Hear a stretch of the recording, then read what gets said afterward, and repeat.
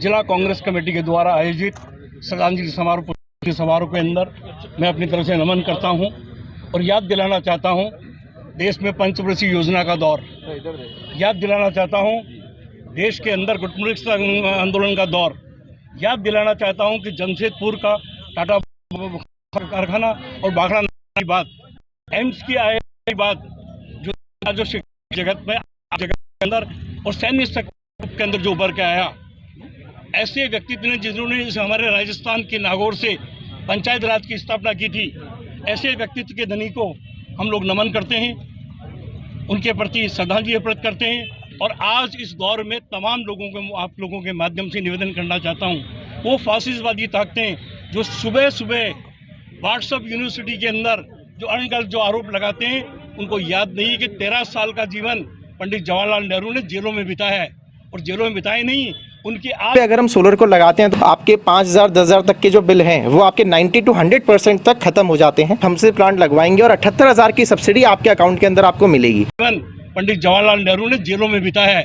और जेलों में बिताए नहीं उनकी। आज भी बुक्स है डिस्कवरी ऑफ इंडिया, पढ़िए, देखिए कि इसके अंदर उसके बाद में उसने देश की लड़ाई के लिए क्या लड़ा।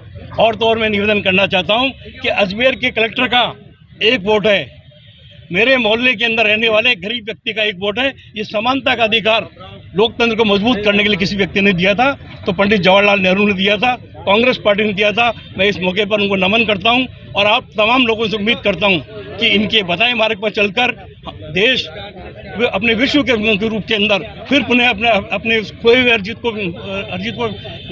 अर्जित करेगा, आगे बढ़ेगा। मेरी तरफ से बहुत बहुत अंतकरण की गहराई है उसे सच्ची श्रद्धांजलि, उनके बताए मार्ग पर चलने की मैं अपील करता हूँ। आज हमारे जवाहरलाल नेहरू जी की जन्म जयंती है, उसके उपलक्ष्य में सभी कांग्रेस जन इकट्ठे हुए हैं। और जवाहरलाल नेहरू जी की वो शख्सियत थी, पूरे हिंदुस्तान ही नहीं पूरे वर्ल्ड उनको मानता था, आधुनिकता के स्रोत थे।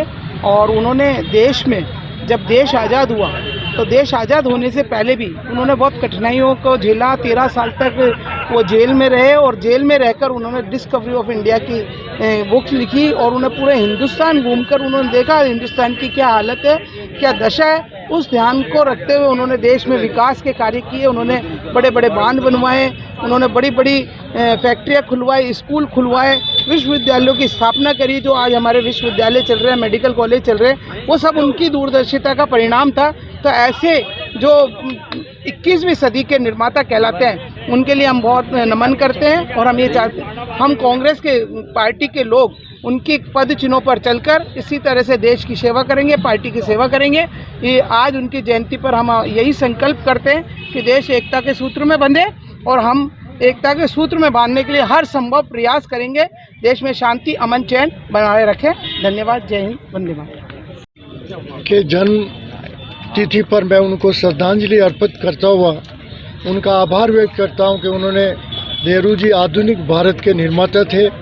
उन्होंने परमाणु शक्ति के ऊपर ध्यान दिया, भाभा एटॉमिक रिसर्च सेंटर बनाया, अंतरिक्ष के लिए इसरो की स्थापना की, केंद्रीय विश्वविद्यालय बनाए, भारत की हर एक नदी के जोड़कर बांध करके और उस पानी को रोक करके बांध बनवाए। उससे भारत का विकास कृषि क्षेत्र में भी हुआ, बांध के पानी से पीने के पानी के लिए भी हुआ और वही पानी जो है बिजली पैदा करने के लिए भी काम है। अंतर्राष्ट्रीय स्तर पर नेहरू जी की इतनी ख्याति थी कि नेहरू जी के पूरे दुनिया के सब मुल्क के जो राष्ट्रपति और प्रधानमंत्री थे नेहरू जी को बड़ी आदर भाव से देखते थे और इसलिए गुट निरपेक्ष आंदोलन बना, जिससे कि जो है पूरी दुनिया में नेहरू जी को ख्याति मिली। नेहरू जी को शांति का दूत मानते हैं पूरी दुनिया में।